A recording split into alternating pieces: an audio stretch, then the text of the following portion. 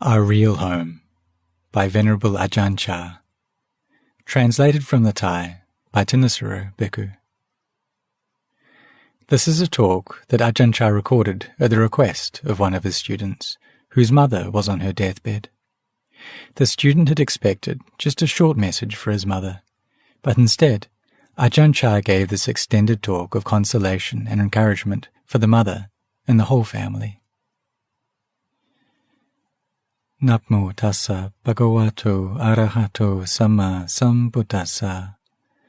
Homage to the Blessed One, the Worthy One, the rightly self-awakened One. Silena sugating yanti. Through virtue they go to a good destination. Silena bhoga sampada. Through virtue there's consummation of wealth. Silena nibbutting yanti.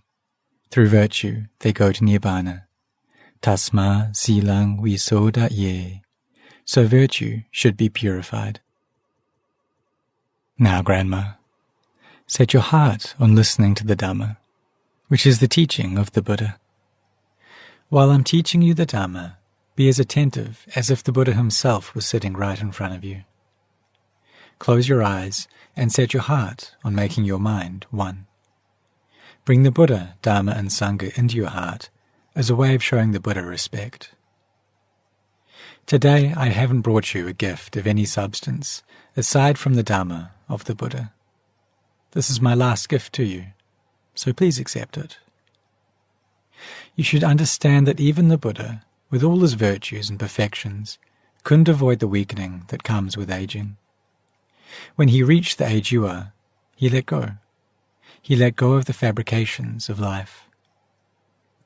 Letting go means that he put these things down. Don't carry them around. Don't weigh yourself down. Accept the truth about the fabrications of the body, whatever they may be. You've relied on them since you were born, but now it's enough.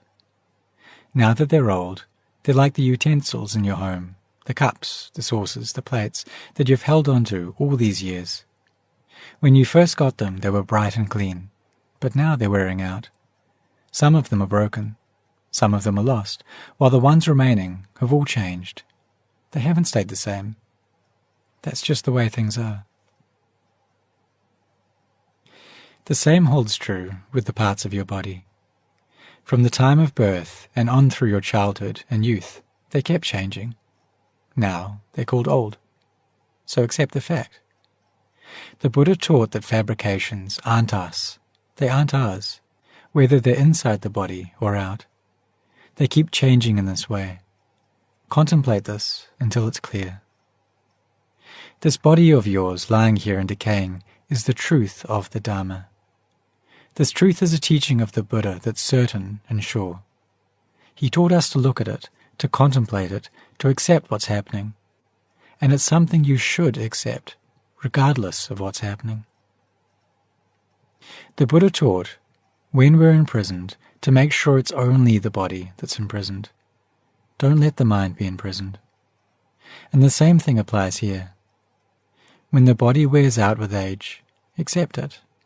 But make sure that it's only the body that's wearing out. Make sure that the affairs of the mind are something else entirely. This gives your mind energy and strength because you see into the Dhamma that is the way things are. This is the way they have to be. As the Buddha taught, this is the way the body and mind are of their own accord. There can't be any other way. As soon as the body is born, it begins to age. As it ages, it gets sick. After it's sick, it dies. This truth is so true, this truth you're encountering today. It's the truth of the Dhamma. Look at it with your discernment so that you see. Even if fire were to burn your house, or water were to flood it, or whatever the danger that would come to it, make sure that it's only the house that gets burnt. Make sure your heart doesn't get burnt along with it. If water floods your house, don't let it flood your heart.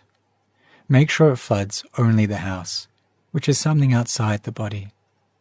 As for the mind, get it to let go and leave things be, because now is the proper time to let go. You've been alive for a long time now, haven't you? Your eyes have had the chance to see all kinds of shapes, colours and lights. The same with your other senses. Your ears have heard a lot of sounds, all kinds of sounds, but they were no big deal. You've tasted really delicious foods, but they were no big deal. The beautiful things you've seen, they were no big deal. The ugly things you've seen, they were no big deal. The alluring things that you've heard were no big deal. The ugly and offensive things that you've heard were no big deal. The Buddha taught us that whether you're rich or poor, a child or an adult, even if you're an animal or anyone born into this world, there's nothing in the world that's lasting. Everything has to change in line with its condition. The truth of these conditions, if you try to fix them in a way that's not right, won't respond at all. But there is a way to fix things. The Buddha taught us to contemplate this body and mind to see that they aren't us, they aren't ours, they're just suppositions. For example, this house of yours, it's only a supposition that it's yours. You can't take it with you. All the belongings that you suppose to be yours are just an affair of suppositions. They stay right where they are. You can't take them with you. The children and grandchildren that you suppose to be yours are just an affair of suppositions. They stay right where they are. This isn't just true for you. This is the way things are all over the world. Even the Buddha was this way. Even his enlightened disciples were this way. But they differed from us. In what way did they differ? They accepted this. They accepted the fact that fabrications of the body are this way by their very nature. They can't be any other way. This is why the Buddha taught us to contemplate this body from the soles of the feet up onto the top of the head, and down from the top of the head to the soles of the feet. These are the parts of your body. So look to see what's there. Is there anything clean? Anything of substance? These things keep wearing down with time. The Buddha taught us to see that these fabrications aren't us. They're just the way they are. They aren't ours. They're just the way they are. What other way would you have them be? The way they are is already right. If you're suffering from this, then your thinking is wrong. When things are right, but you see them wrong, it throws an obstacle across your heart. It's like the water in a river that flows downhill to the lowlands. It flows in line with its nature. The Ayutthaya River, the Moon River, whatever the river, they all flow downhill. They don't flow uphill. That's their nature. Suppose a man were to stand on the bank of a river, watching the current flow downhill, but his thinking is wrong. He wants the river to flow uphill. He's going to suffer. He won't have any peace of mind. Whether he's sitting, standing, walking, or lying down, he won't find any peace. Why? Because his thinking is wrong. His thinking goes against the flow. He wants the water to flow uphill, but the truth of the matter is that water can't flow uphill. It's not appropriate. The nature of the water is that it has to flow along with the flow. That's its nature. When this is the case, the man's upset. Why is he upset? Because his thinking is wrong. His ideas are all wrong. This is the truth of the Dharma, that we can contemplate and see that it's true. When the man sees this truth, he can let go. He can let the water flow along with its flow. The problem that was eating away at his heart disappears. When the problem disappears, there's no more problem. When there's no more problem, there's no suffering. It's the same here. The water flowing downhill is like the life of your body.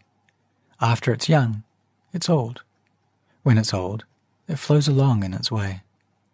Don't think that you don't want it to be that way. Don't think like that. We don't have the power to fix it. The Buddha looked at things in line with their conditions, that they simply have to be that way. So we let them go. We leave them be. Take your awareness as your refuge. Meditate on the word Buddho, Buddho. Even though you're really tired, put your mind with the breath. Take a good long out-breath. Take a good long in-breath. Take another good long out-breath. Focus your mind again if you wander off. Focus on the breath. Buddho, Buddho. The more tired you feel, the more refined you have to keep focusing on in every time. Why? So that you can contend with the pain. When you feel tired, stop all your thoughts. Don't think of anything at all. Focus the mind in at the mind, and then keep the mind with the breath. Buddho, Buddho. Let go of everything outside. Don't get fastened on your children. Don't get fastened on your grandchildren. Don't get fastened on anything at all. Let go. Let the mind be one. Gather the mind in to one. Watch the breath. Focus on the breath. Gather the mind at the breath. Just be aware at the breath. You don't have to be aware of anything else. Keep making your awareness more and more refined until it feels very small, but extremely awake. The pains that have arisen will gradually grow calm. Ultimately, we watch the breath in the same way that when relatives have come to visit us, we see them off to the boat dock or the bus station. Once the motor starts, the boat goes whizzing off. We watch them until they're gone, and then we return to our home. We watch the breath in the same way. We get acquainted with coarse breathing. We get acquainted with refined breathing. As the breathing gets more and more refined, we watch it off. It gets smaller and smaller, but we make our mind more and more awake. We keep watching the breath get more and more refined until there's no more breath. There's just awareness, wide awake. This is called meeting with the Buddha. We stay aware, awake. This is what Buddho means. What's aware, awake, serene. When that's the case, we're living with the Buddha. We've met with awareness. We've met with brightness. We don't send the mind anywhere else. It gathers in here. We've reached our Buddha. Even though he's already passed away, that was just his body. The real Buddha is awareness that's serene and bright. When you meet with this, that's all you have to know. Let everything gather right here. Let go of everything, leaving just this singular awareness. But don't get deluded, okay? Don't lose track. If a vision or a voice arises in the mind, let it go. Leave it be. You don't need to take hold of anything at all. Just take hold of the awareness. Don't worry about the future. Don't worry about the past. Stay right here. Ultimately, you get so that you can't say you're going forward. You can't say you're going back. You can't say that you're staying in place. There's nothing to be attached to. Why? Because there's no self there, no you, no yours. It's all gone. This is the Buddha teaching. He tells us to be all gone in this way. He doesn't have us grab hold of anything. He has us be aware like this, aware and letting go. This is your duty right now, yours alone. Try to enter into the Dharma in this way. This is the path for gaining release from the round of wandering on. Try to let go, to understand, to set your heart on investigating this. Don't be worried about this person or that. Your children, your grandchildren, your relatives, everybody. Don't be worried about them. Right now, they're fine. In the future, they'll be just like this, like you are right now. Nobody stays on in this world. That's the way it has to be. This is a condition, a truth that the Buddha taught. All the things that don't have any truth to them, he had us leave them be. When you leave them be, you can see the truth. If you don't leave them be, you won't see the truth. That's the way things are. Everybody in the world has to be this way, so don't be worried. Don't fasten onto things. If the mind is going to think, let it think. But think using discernment. Think with discernment. Don't think with foolishness. If you think about your grandchildren, think about them with discernment, not with foolishness. Whatever there is, you can think about it. You can be aware of it, but think with discernment. Be aware with discernment. If you're really aware with discernment, you have to let go. You have to leave things be. If you think with discernment and are aware with discernment, there's no suffering, no stress. There's just happiness, peace, and respite, all in one. The mind gathers like this. All you need to hold on to in the present is the breath. This is your duty right now. It's not the duty of anyone else. Leave their duties to them. Your duty is your duty. And your duty right now is to keep your awareness at your mind, making sure it doesn't get stirred up. Your duty is to know how your mind is doing. Is it worried about anything? Is it concerned about anything? Examine the mind while you're lying here sick. Don't take on the duties of your children. Don't take on the duties of your grandchildren. Don't take on the duties of anyone else. Don't take on any outside duties at all. They're none of your business. Now's the time for you to let go, to leave things be. When you let go in this way, the mind will be at peace. This is your duty right now, right here in the present moment. When you're sick like this, gather the mind into oneness. This is your duty. Let everything else go its own way. Sights, sounds, smells, tastes, whatever. Let them go their own way. Just stay focused on your duty. If any preoccupation comes in to bother the mind, just say in your heart, "Leave me alone. Don't bother me. You're no affair of mine." If any critical thoughts come up, fear for your life, fear that you'll die, thinking of this person, thinking of that person, just say in your heart, "Don't bother me. You're no affair of mine." This is because you see all the dhammas that arise. What are dhammas? Everything is a dhamma. There's nothing now that isn't a dhamma. What's the world? The world is any preoccupation that gets you stirred up, that disturbs you right now. How is that person going to be? How is this person going to be? When I die, who will look after them? All of this is the world. Whatever we think up, fear of death, fear of aging, fear of illness, whatever the fear, it's all world. Drop the world. It's just world. That's the way the world is. If it arises in the mind, make yourself understand the world is nothing but a preoccupation. Preoccupations obscure the mind so that it can't see itself. Whatever arises in the mind, tell yourself, this isn't any affair of mine. It's an affair of inconstancy, an affair of stress, an affair of not self. If you think that you'd like to keep on living a long time, it makes you suffer. If you think that you'd like to die right now and get it all over with, that's not the way either, you know. It makes you suffer too, because fabrications aren't yours. You can't fix them up. They're just the way they are. You can fix them up a little bit, as when you fix up the body to make it look pretty or clean. Or like children, they paint their lips and let their nails grow long to make them look pretty. But that's all there is to it. When they get old, they all end up in the same bucket. They fix up the outside, but can't really fix things. That's the way it is with fabrications. The only thing you can fix is your heart and mind. This house you're living in, you and your husband built it. Other people can build houses too, making them large and lovely. Those are outer homes, which anyone can build. The Buddha called them outer homes, not your real home. They're homes only in name. Homes in the world have to fall in line with the way of the world. Some of us forget.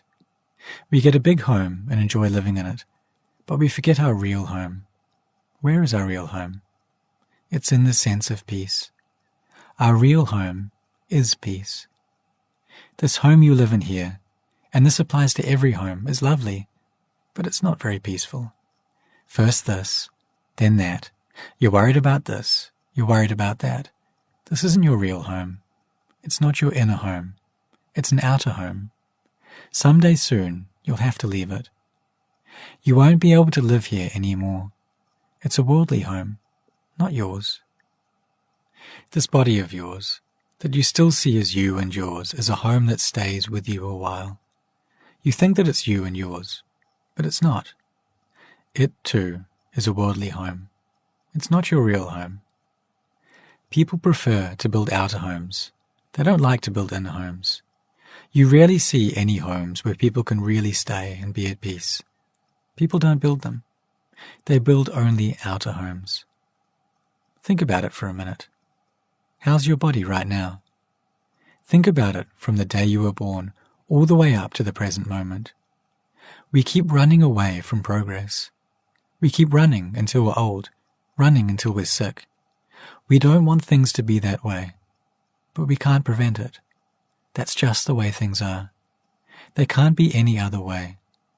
It's like wanting a duck to be like a chicken, but it can't, because it's a duck. If you want a chicken to be like a duck, it can't, because it's a chicken. If you want ducks to be like chickens, and chickens to be like ducks, you simply suffer, because these things are impossible. If you think ducks have to be the way they are, and chickens have to be the way they are, they can't be any other way, then that kind of thinking gives you energy and strength. No matter how much you want this body to stay stable and permanent, it can't be that way. It's just the way it is. The Buddha called it a fabrication.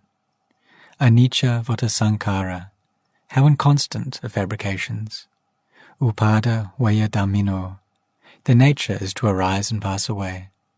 Upajitawa nirujjanti. Arising, they disband.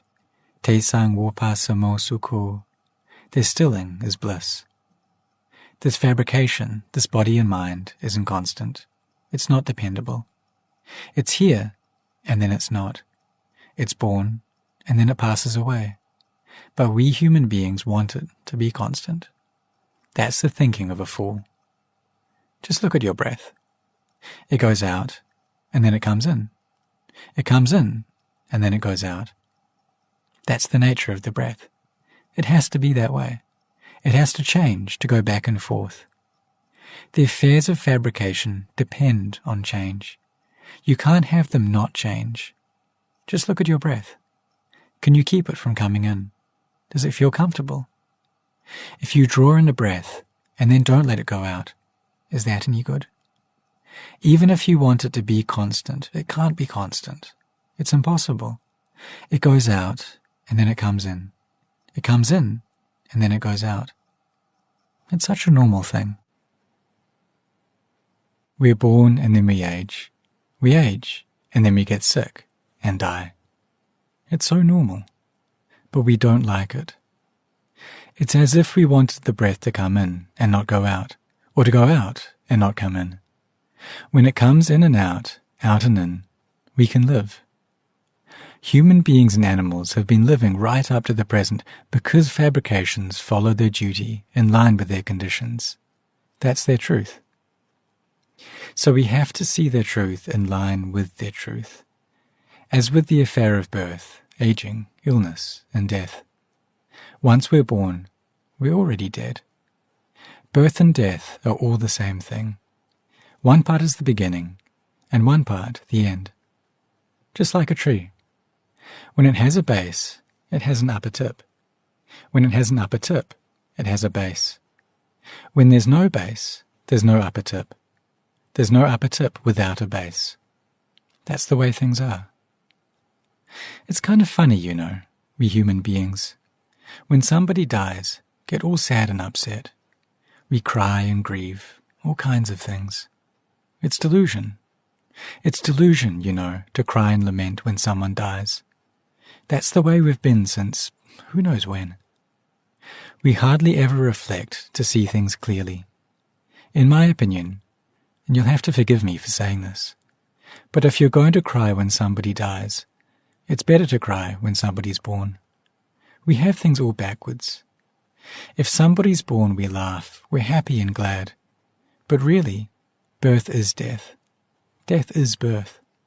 The beginning is the end, and the end is the beginning. When somebody dies or is about to die, we cry. That's foolishness. If you're going to cry, It's better to cry right from the very beginning, for birth is death. Without birth, there's no death. Do you understand? Death is birth. Birth is death. Don't think in a way that puts you in a turmoil. Just let things be the way they are. This is your duty now. No one else can help you. Your children can't help you. Your grandchildren can't help you. Your wealth can't help you. The only thing that can help you is if you correct your sense of things right now. Don't let it waver back and forth. Let go. Let go. Even if we don't let things go, they're already ready to go. The parts of your body are trying to run away. Do you see this? When you were young, your hair was black. Now it's grey. This is how it's already running away. When you were young, your eyes were bright and clear, but now they're blurry. Do you see this? They're already running away. They can't hold out any longer, so they have to run away. This is no longer their place to stay. Every part of your body has started running away. When you were young, were your teeth solid and sturdy? Now they're loose. You may have put in false teeth, but there's something new, not the original ones. The original ones have run away. Every part of your body, of everybody's body, is trying to run away. Your eyes, ears, nose, tongue, and body, all of these things are trying to run away. Why? Because this isn't their place to stay. They're fabrications, so they can't stay. They can stay only for a while, and then they have to go. And it's not just you. Every part of the body, hair of the head, hair of the body, nails, teeth, skin, everything is getting ready to run away. Some parts have already gone, but not yet everything. All that's left are a few house sitters. They're looking after the house, but they're no good. Their eyes are no good. Their teeth are no good. Their ears are no good. This body's no good because the good things have already run away. They keep running away, one after another. You have to understand that this is no place for human beings to stay. It's just a shelter where you can rest a bit, and then you have to move on. So don't let yourself be worried about so many things. You've come to live in the world, so you should contemplate the world to see that that's the way it is. Everything's getting ready to run away. Look at your body. Is there anything there that's like what it used to be? Is the skin like what it used to be? Is your hair like what it used to be? Are your eyes like what they used to be? Are your ears like what they used to be? Are your teeth like what they used to be? No, they're not. They've run off to who knows where. This is what their nature is like. Once they've served their time, they have to go. Why do they have to go? Because that's their duty. That's their truth. This isn't a place where anything can stay permanently. And while they're staying here, they're a turmoil, sometimes pleasant, sometimes painful, with no respite or peace. It's like a person who's travelling back home, but hasn't yet arrived. He's still on the way, sometimes going forward, sometimes going back. A person with no place to stay. As long as he hasn't reached home, he's not at ease. No ease while he's sitting. No ease while he's lying down. No ease while he's walking. No ease while he's riding in a car. Why? Because he hasn't yet reached home. When we reach home, we're at our ease because we understand that this is our home. It's the same here. The affairs of the world are never peaceful. Even if we're rich, they're not peaceful. If we're poor, they're not peaceful. If we're adults, they're not peaceful. If we're children, they're not peaceful. If we lack education, they're not peaceful. If we're educated, they're not peaceful. All these affairs are not peaceful. That's just the way they are. That's why poor people suffer, rich people suffer, children suffer, adults suffer. Old people suffer the sufferings of old people, the sufferings of children, the sufferings of rich people, the sufferings of poor people. They're all suffering. Every part of your body is running away, one thing after another. When you contemplate this, you'll see anicang. They're inconstant. Dukkang. They're stressful. Why is that? Anatta. They're not self. This body you're living in, this body sitting and lying here sick, along with the mind that knows pleasure and pain, that knows that the body is sick, both of these things are called Dhamma. The mental things with no shape, that can think and feel, are called Nama. They're Nama Dhamma. The things that have a physical shape, that can hurt, that can grow and shrink back and forth, that's called Rupa Dhamma. Mental things are Dhamma. Physical things are Dhamma. That's why we say we live with the Dhamma. There's nothing there that's really us. It's just Dhamma. Dhamma conditions arise and then pass away. They arise and then pass away. That's how conditions are. They arise and then pass away. We arise and pass away with every moment. This is how conditions are. This is why, when we think of the Buddha, we can see that is really worth respecting, really worth bowing down to, for he spoke the truth. He spoke in line with the truth. Once we see that that's the way it is, we see the Dhamma. Some people practice the Dhamma, but don't see the Dhamma. Some people study the Dhamma, practice the Dhamma, but don't see the Dhamma. They still don't have any place to stay. So you have to understand that everybody, all the way down to ants and termites and all the other little animals, is trying to run away. There's no one who can stay here. Living things stay for a while, and then they all go. Rich people, poor people, children, old people, even animals, they all keep changing. So when you sense that the world is like this, you see that it's disenchanting. There's nothing that's really you or yours. You're disenchanted, nibbida.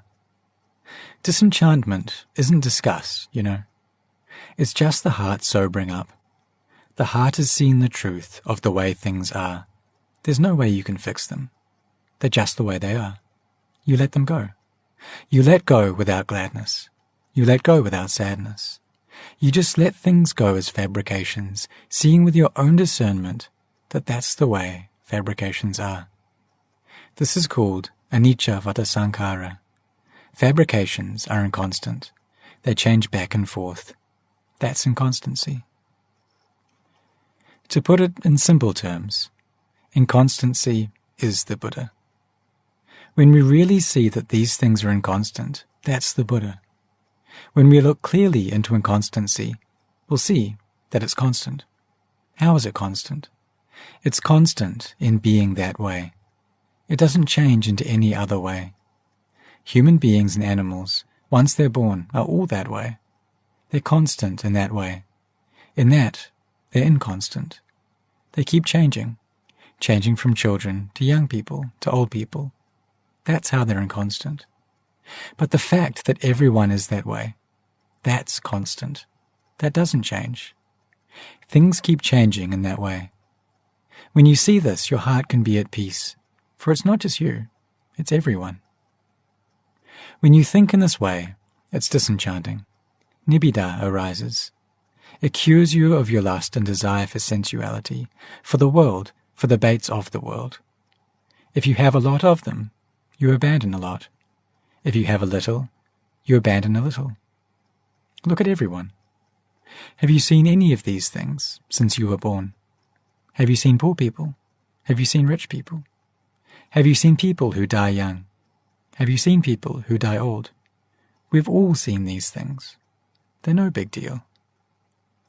The important point is that the Buddha had us build a home for ourselves, to build a home in the way I've described to you. Build a home so that you can let go, so that you can leave things be. Let them go and then leave them be. Let the mind reach peace. Peace is something that doesn't move forward, doesn't move back, doesn't stay in place. That's why it's peace. It's peace in that it's free from going forward, free from moving back, and free from staying in place. Pleasure isn't a place for you to stay. Pain isn't a place for you to stay. Pain wears away. Pleasure wears away. Our foremost teacher said that all fabrications are inconstant. So when we reach this last stage in life, he tells us to let go and leave things be. We can't take them with us. we'll have to let them go. So wouldn't it be better to let them go beforehand? If we carry them around, they weigh us down. When we sense that they weigh us down, we won't carry them around. Wouldn't it be better to let them go beforehand? So why carry them around? Why be attached to them? Let your children and grandchildren look after you, while you can rest at your ease. Those who look after the sick should be virtuous. Those who are sick should give others the opportunity to look after them. Don't give them difficulties. Wherever there's pain, learn how to keep your mind in a good shape. Those who look after their parents should have their virtues too. You have to be patient and tolerant. Don't feel disgust. This is the only time you can really repay your parents. In the beginning, you were children, and your parents were adults. It was in dependence on them that you've been able to grow up. The fact that you're all sitting here is because your parents looked after you in every way. You owe them a huge debt of gratitude. So now you should understand that your mother is a child. Before, you were her children, but now she's your child. Why is that? As people get older, they turn into children. They can't remember things. Their eyes can't see things. Their ears can't hear things. They make mistakes when they speak, just like children. So you should understand and let go. Don't take offense at what the sick person says and does. Let her have her way. In the same way you'd let a child have its way when it won't listen to its parents. Don't make it cry. Don't make it frustrated. It's the same with your mother. When people are old, their perceptions get all skewed. They want to call one child, but then they say another child's name. They ask for a bowl when they want a plate. They ask for a glass when they want something else. This is the normal way things are. So I ask you to contemplate it for yourself. At the same time, the sick person should think of those looking after her. Have the virtue of patience and endurance in the face of pain. Make an effort in your heart so that it isn't a turmoil. Don't place too many difficulties on the people looking after you. As for those looking after the sick person, have the virtue of not feeling disgust over mucus and saliva, urine and excrement. Try to do the best you can. All of the children should help in looking after her. She's now the only mother you have. You have depended on her since you were born, to be your teacher, your nurse, your doctor. She was everything for you. This is the benefaction she gave in raising you. She gave you knowledge, she provided for your needs and gave you your wealth, everything you have. The fact that you have children and grandchildren, nice homes, nice occupations, the fact that you can send your children to get an education, the fact that you even have yourself. What does that come from? It comes from the benefaction of your parents who gave you an inheritance so that your family line is the way it is. The Buddha thus taught benefaction and gratitude. These two qualities complement each other.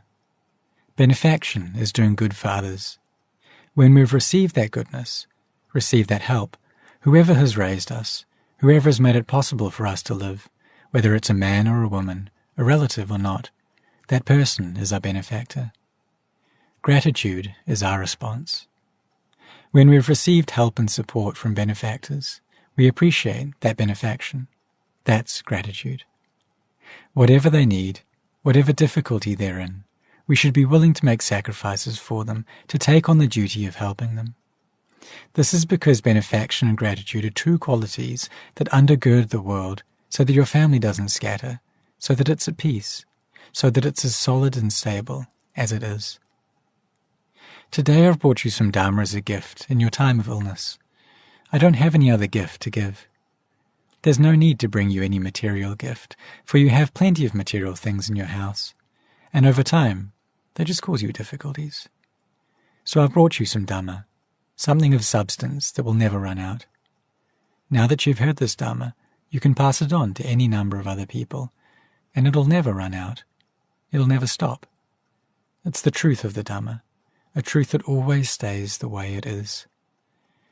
I'm happy that I've been able to give you this gift of Dhamma, so that you'll have the strength of heart to contend with all the things you face.